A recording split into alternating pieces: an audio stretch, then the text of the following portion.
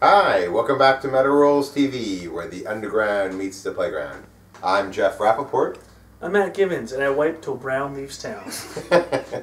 I'm the guy that's holding the England can. I'm Lawrence Wallace. All right. In the news, remember recently we interviewed Ed Repka? Yes, we did, in fact. And he was like a lovely man. Lovely. Really liked him. Lovely on the inside and the outside. He was. Both devilishly handsome and very friendly as well. Yes. Well, Philip, I'm going to guess his name is Lawvere? Would you have to pronounce it? I guess so, yeah. Lawvere. The artist behind such classic covers as Creator's Pleasure to Kill, the artist for that album, and also Celtic Frost's Emperor's Return. He also did the art for that. Damn. He's come out of retirement and will design the yet untitled new Hirax album. Oh, nice. That's awesome. For a spring 2013 release. Hirax frontman Katon Pena said, "We couldn't be happier to have Philip Lawvere illustrating the cover of this new album. After getting Bill Metoyer to produce it, this is truly the icing of the thrash metal cake." It's pretty neat when you get like all these guys, like Bill. I don't know if I pronounced his name right. Bill Metoyer.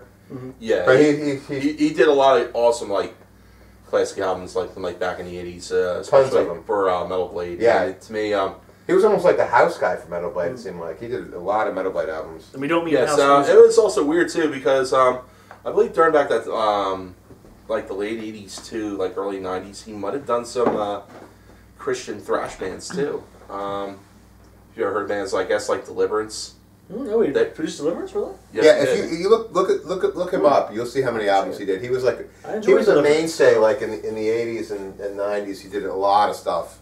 Yeah, he was one of those go-to guys. That along with Terry Date. Right, Terry Date, another guy. We talked about him in the show a couple weeks ago. We did. Yeah, they were like the go-to thrash guys. You know, like when what the hell's his name? I'm drawing a blank. Scott Burns was the death metal guy. Remember Scott Burns did all the death metal albums? Yes, before, what's his name, from Morbid Angel, Eric Rutan, before people started going to him. He was in that band? I didn't know that. Eric Rutan, he was in Ripping Corpse. Yep, from New Jersey. Eric Rutan's from New Jersey. Huh. We gotta get him on the show. It might happen. Really? I think so. I might have pull with that. That might happen. That could happen one time. That's cool. You never know. Never know. He's a cool guy. Though. That's what I hear people saying. He talks like this. He's like a redneck. He talks like a redneck. Yeah, he's nice. He was a nice dude. He has a lovely smile too. He does. I just want to like. Now, you always know. Do you always notice guys smile? Only when they're good like that. Let me see your smile. Bad smiles. No, it's see that's the. It's one teeth. I can't even do it too well. That's a grimace. That's not a smile. Let me see your smile. He is a lovely smile. Yeah, you do. I smile all the time. Yeah, you are a smiley guy. The whole time I was here. Can I ask you a question? What do you do at your job? I throw bags around. Are you the baggage handler? I've always wondered, do those guys make you some money? You guys make No. No? I said I lived at my parents' house when I first got here. Right. No. Really? They don't give you like good tips? No, they really should. I mean, the thing is though, the union just doesn't stand up for the employees like they should. And we start at $9 an hour, and part of our job now, since they took it away from the mechanics, is to push the planes back. So we're pushing the planes back with the tow tractor and everything, and making $9 an hour to start. Wait, pushing the planes back? What do you mean? Well, that seems really hard. Yeah, we're not doing it with our hands. Well, part of our job now is to do this. It's part of it is to get inside of a thing called a tug. It's just a tractor that's connected to a bar that's connected to the front of the plane that can be however long. Some of them are like almost the length of a football field, and we have to drive it and turn the plane like while it's connected to it, and then unhook it when it's facing. What's that got to do with the baggage? That's exactly what they just like tack that job on. And, like, yeah, well, they took it away from the mechanics and gave it to us, and this was like, here, you do this, and then they paid us less. You know what that reminds me of? I know it's not exactly the same thing, but I used to work at Big John's. You know that cheesesteak place in Cherry Hill? Yeah. There's one in Berlin now, too. I was a delivery boy there, right? So, my job was to deliver pizzas. Yeah, my job was to deliver pizzas, but for some reason my job was also to clean the griddle at the end of the night. Ugh. I'm like, why? I didn't cook on this. Yeah. Why is this my job? So, like, I would deliver. I'm like, this is the best job ever. And at night, you have to imagine cooking like 9 million cheesesteaks. How fucked up that grill was. And then at night, took me like an hour and a half to clean that thing and make it shiny. It was like awful. It was like I like all day long. I'm just like, this is great. Driving to people's house, like woo, $4 tips, yeah. And then I'm like sitting there. That's a weird combination. It was very strange. It's Yeah, stupid well, how so- some well, jobs do that, Yeah. Part of my That's really last good. job, well, I wouldn't even say my last job, that's still kind of my job right now. I mean, I do air duct cleaning, but I also do kitchen exhaust and kitchen equipment cleaning. I do a lot of these grills you're talking about, but I'm literally doing it with like scrapers and caustic chemicals. They want the grills to actually shine like they're brand new, and it takes me like a week to clean one grill if it's like really caked on.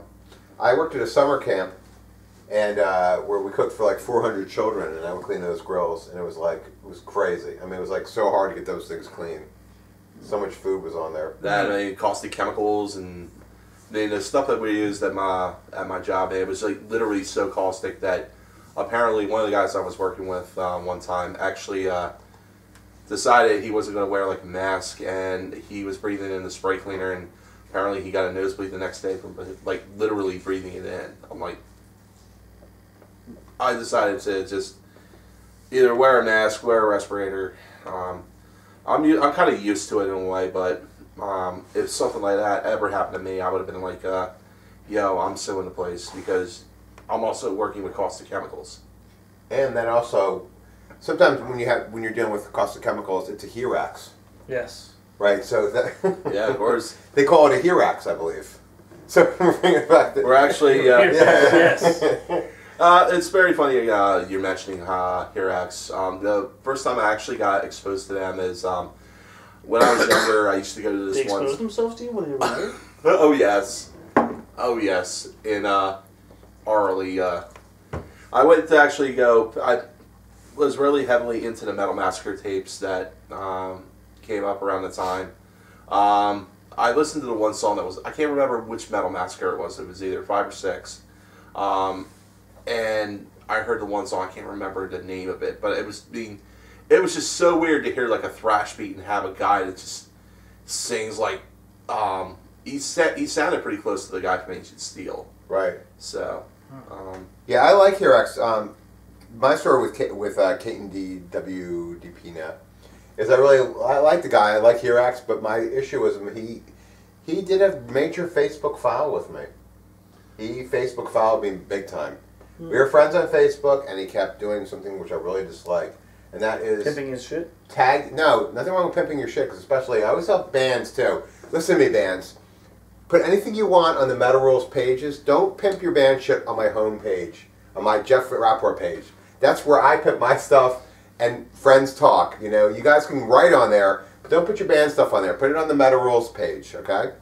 But what he was doing that was wrong was he would tag me in photos that I wasn't in, like something he just want to look at, like a flyer. I've had that. Yeah. I've had that a lot. too.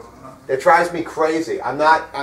People are like, then you look at your photos and there's a picture of like a Hirax tour poster. I'm like, that's not me. That happened to me very. And then you have to recently, answer all the so. comments too. 'Cause there's like 9 million comments. Like, oh, I love that tour. And he keep like, getting mad. right. That's kind of weird. It happened to me a while back, actually. Mike Giuliano, he wore a Serpent of Old shirt, because that was actually one of the bands I did session vocals for recently. And since he knew I did session vocals, he was wearing a shirt and just decided to tag me in it. But, you know, I guess it's promotion, so... It's a Facebook file. Anybody? Are we all in agreement with this Facebook file? Definitely. Come on, raise your somethings. I have Facebook this. file. Don't tag me in a fucking photo Ever. unless I'm in it. Right? Bitch. Right. I don't want to be, like... Say or what you want to say, just spell my name right. Yeah. Well, it's kind of hard now with Facebook, man, because if you type in, like, even your first, like, 4 letters of your name, it automatically comes up. So it's like, even if you misspell it, you know, it still would fix it automatically. But I'll have to agree with you with the whole tagging thing, especially when especially on your personal page, you're really trying to keep everything personal. I use... It's not personal. I mean, I like to, I pimp the Metal You Rule do stuff. a lot of good photos of yourself. And I also, if you're a friend of mine and you have a band, and I want to pimp your shit, I will. Or else, you're more than likely, you're more than welcome to put it on the Metal Rules page. That's what we have it for. But don't be like, everybody come out, Jeff Rapport's coming out. You're like, oh, wait a minute, I'm not coming out. What are you talking about? Don't do that. But coming back to Philip Lawvere. You guys excited that he's doing some art again? Absolutely. I'm definitely excited. I mean, especially after hearing this, I'm like, I didn't know who the artist was who did Pleasure to Kill or Emperor's Return. Especially the Celtic Cross, I always thought he always dealt with H.R. Geiger as far as like the artist was concerned. But this is a surprise to hear, and I definitely like Emperor's Return, all the older Celtic Cross stuff. Definitely Pleasure to Kill. The cover matches the music, you know, to a T. So I think we're all behind this. Just Katon, no more Facebook fouls. No more. Come on, Katon, buddy. Look at me. You're better than Jeff that. Rapworth's talking to you. No more Facebook fouls. No. You're better than that. You're better than. You're much better than that. Keep it real, buddy. Blood in, blood out, G.